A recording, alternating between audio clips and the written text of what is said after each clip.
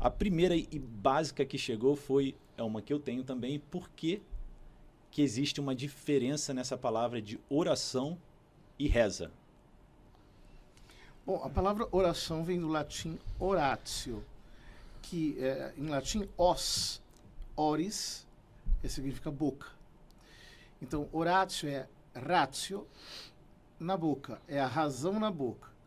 Por isso que quando nós formulamos uma frase, por exemplo, a gente estuda a língua portuguesa, a gente fala de oração principal, oração subordinada, porque oração é uma frase que tem lógica. Agora, há uma outra palavra, aliás, existem várias palavras para falar da mesma coisa, que é a palavra recitatio, recitação.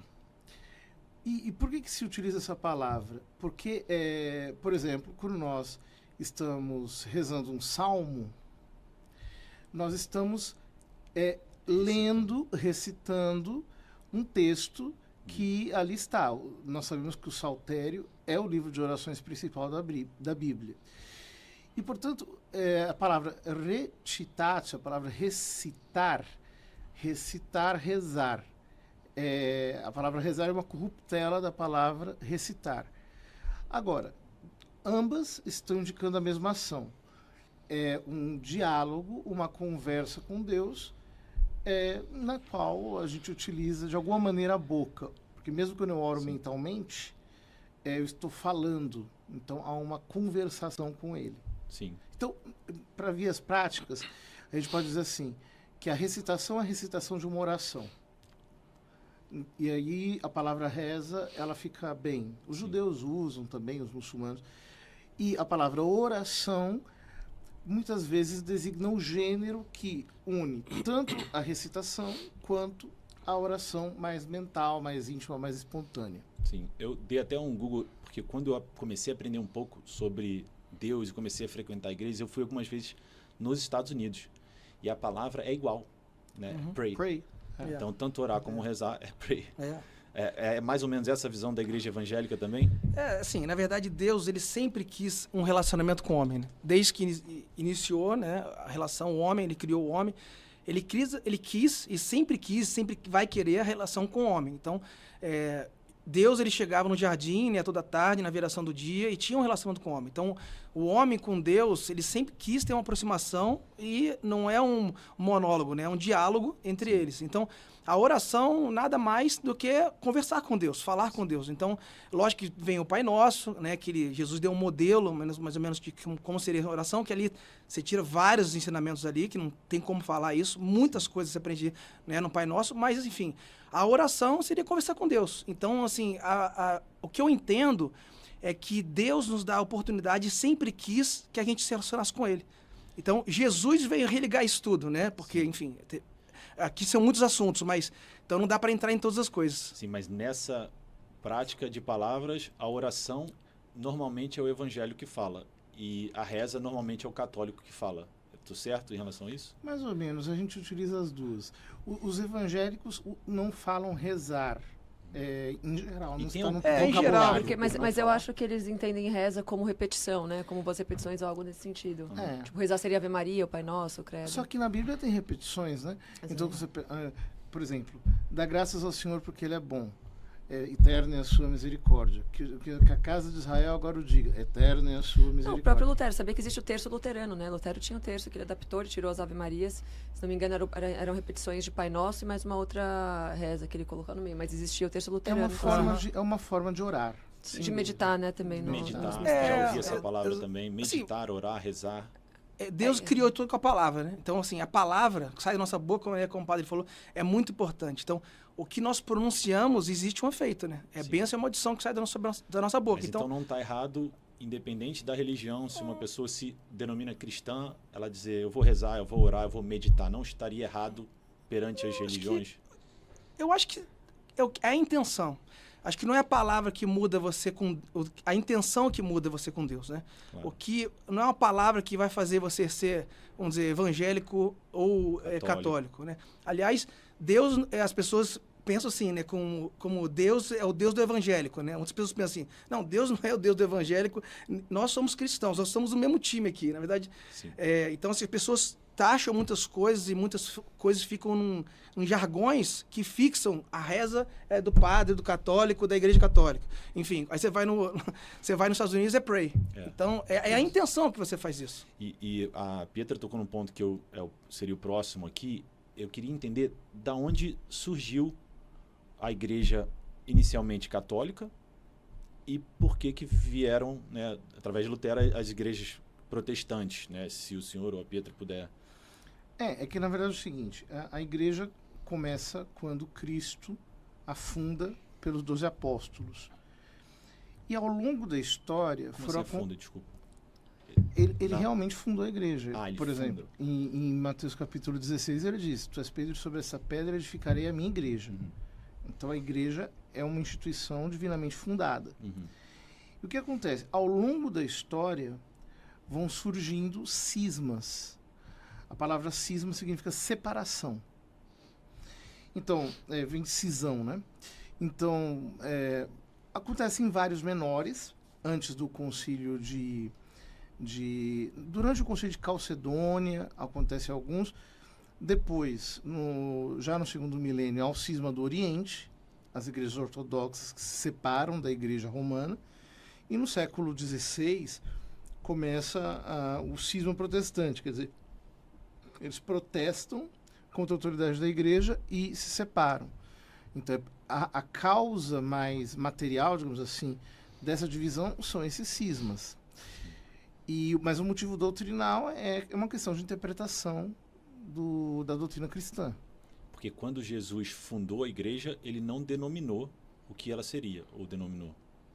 O que você quer dizer com denominou? Porque hoje a gente vê inúmeras denominações, como o catolicismo, como o evangelho adventista, enfim, não houve ali uma denominação. Ele quer dizer que assim, Cristo não falou que uma só igreja seria correta, é isso que você está falando? Não, o que Cristo fez, ele fundou uma igreja, no sentido assim, de que a palavra igreja, ela vem da palavra, uma palavra grega, ekklesia, e klesia vem da palavra kalel, quer dizer, é o que é chamado para dentro.